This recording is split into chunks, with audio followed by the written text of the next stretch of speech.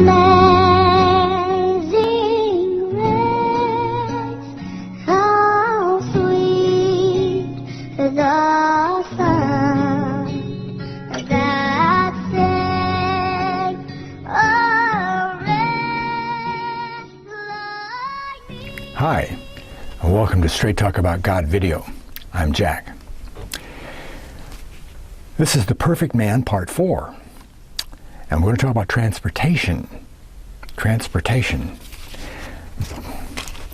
Why does man yearn to fly? Just because the birds are there? The ability to fly seems to be built into us humans. Adam could fly. We've already talked about the function of hair for communication, right? But there's a greater function.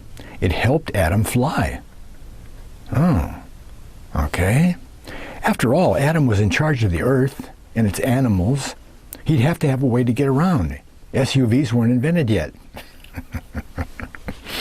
It gets back to the emanation of the ultrasound and light produced in our cells. Okay?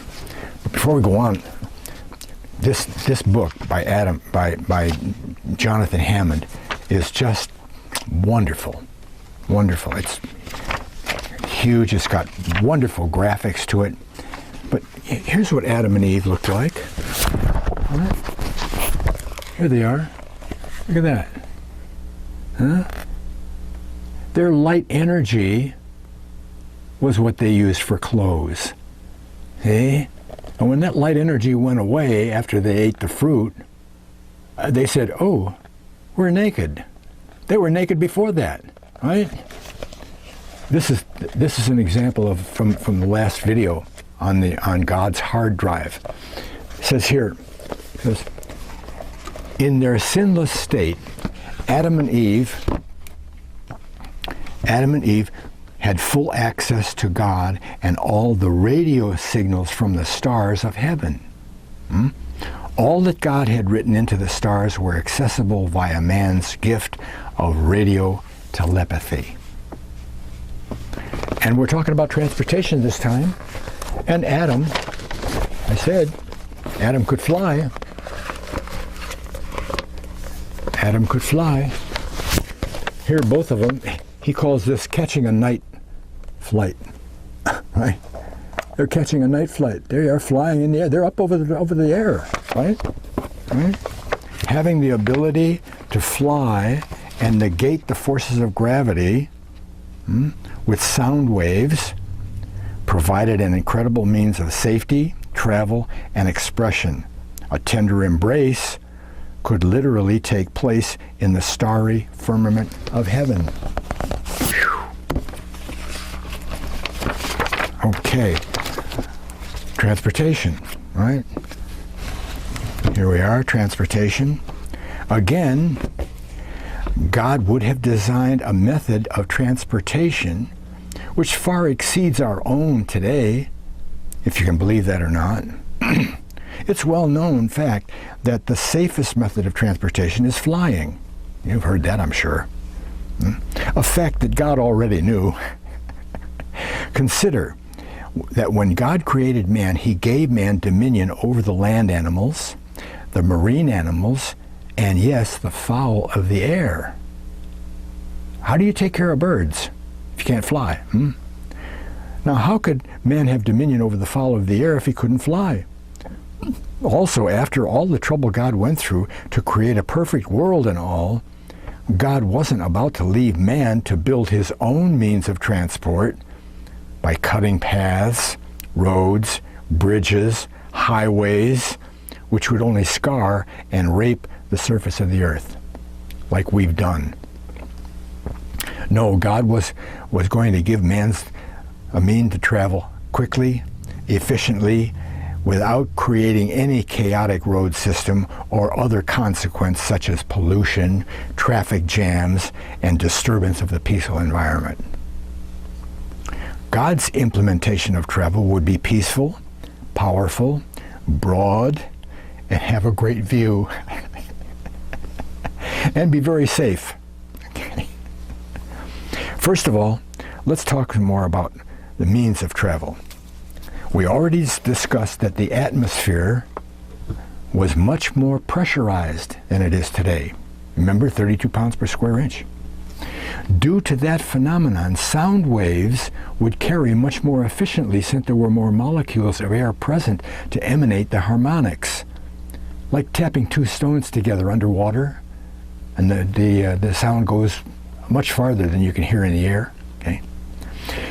It's a scientific fact that if you saturate an object with the right amount of sound waves, they've been doing this for a decade, okay? Sound waves in the ultrasound range, that the object would begin to defy gravity and float off. It's true, as long as the ultrasound field remains on the object. So, when God created man in his image, man created with every cell producing visible light energy as well as infrared and radio. We still do that today, but can't see any of it. Because of this phenomenon, every cell combined would also give off tremendous amount of residual sound energy, most of it in the ultrasound. Since the residual sound energy would be determined by the light source, then man, altering his output of light energy, would also manipulate the ultrasound energy as well. See, you don't have to make up special stuff for this, and hope it's right. This is scientific stuff, okay? Where 1 minute he's walking on the ground, the next minute he's flying in the air. Much like pushing a button on an elevator. Up there. Okay. To help augment this energy of flight, God strategically placed patches of hair on our bodies to assist in flight and to help keep our heads up so we always land on our feet. It wasn't a hair on our heads. Where else do we have hair? And the hair is like a small antenna, right? And it emits a lot better than the skin on the palm of your hand. Okay? I'll find my place here. Patches of hair. Our bodies would manifest this residual ultrasound, particularly where it could escape most efficiently, and that would be at the surface of our bodies along the hairs covering our skin. It goes out of the hair easier than our skin. The hairs covering our body would translate the peculiar vibrational energy of our bodies into certain bands of ultrasound. The ultrasound would then be attenuated to control lift and descent. You change your light, change the sound. Okay? To help stabilize our position in flight, God put two great patches of hair where it would best stabilize our descent and rise. Where? Located in your armpits. Big patch of hair in your armpits. Not like a couple of hairs here and there on your arms or maybe some chest hair, whatever. Armpits. Wow. Think about it. If you were to pick up a small child as gently as you possibly could, you would place your hands around their rib cage under each armpit and pick them up. God chose the same method of lifting us up as well. This design would always assure that our heads would be in an upright position. You don't fly spinning around in space, right? And yet, looking at how our body weight is distributed, these patches of hair are well positioned for the generation of fields of ultrasound to make us comfortably airborne. Okay? The energy escapes out of the hairs more than it does out of your skin. Okay?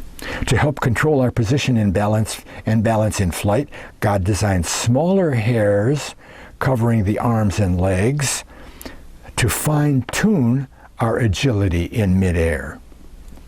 As residual energy of sound exits our bodies via the hairs of our bodies, just think of what the hairs of our head would look like. And again, see, some of the descriptions, like that graphic I showed you, almost the same as a description as some people talk about in the Bible. This being shows up, and he's got the flame of fire in his eyes, and his feet of fire and brass, and just like Adam, right? Oh my! Oh, here's our hair on our heads, illuminated with the energy emanating from our 100% efficient minds. See, that's the key. Well, you can't do that. Of course you can't do that today. You're only running at 5%, right? That would make our heads and hair look like a virtual fiery flame, right out of the Bible. A very beautiful yet terrifying to behold. Okay?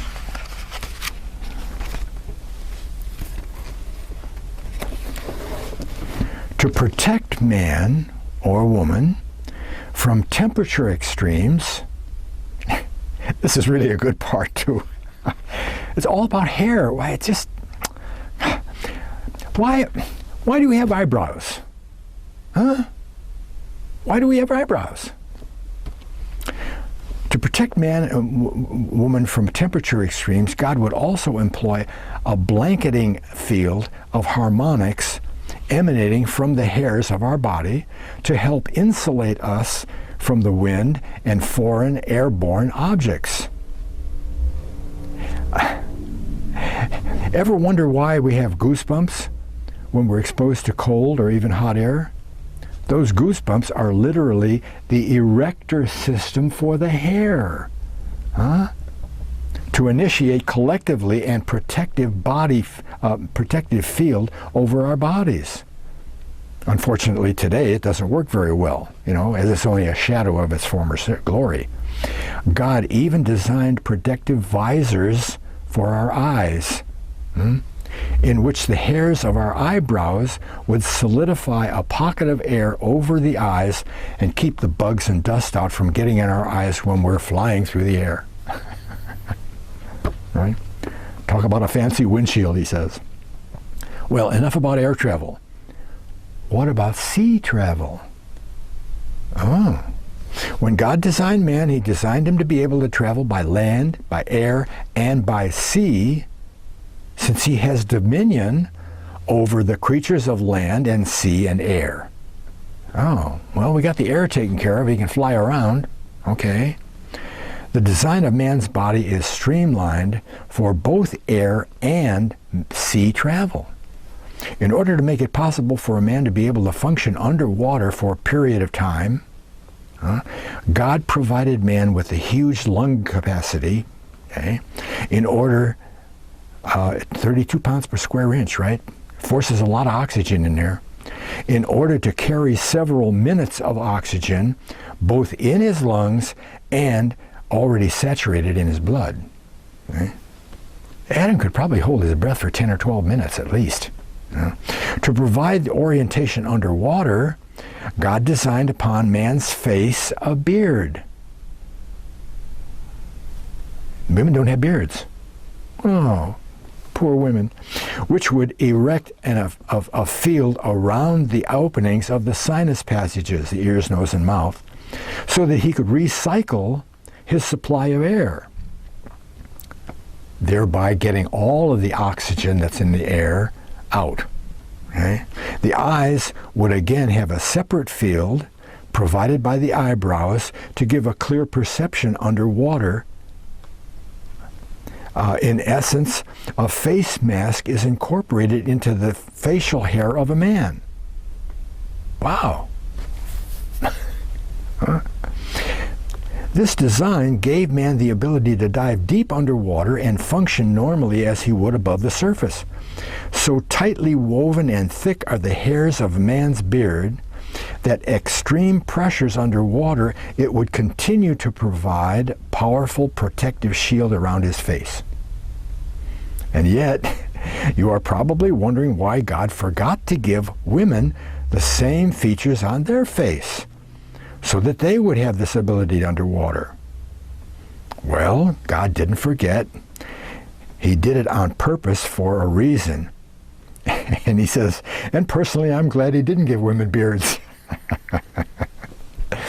You see, the reason why God gave women the ability to travel efficiently on land and the air, but not underwater, is for a very special reason. You figure that out? The unborn children. Unborn children. Women, when they're pregnant with a child, their unborn children need a consistent supply of food, water, and oxygen, as well as pressure and temperature. Oh, okay. Should any of these variables that a fetus requires become too rich or insufficient, then serious detrimental harm would be the result. It is also for this reason that women have less body hair than men in order to limit their ability to climb to higher altitudes. A lot less pressure up there. But keep them at a normal altitude in order to protect the unborn infant from pressure extremes. But you didn't know your hair was so important, did you? You go, whoop, whew, right? Whew. Oh, maybe that's why we do this.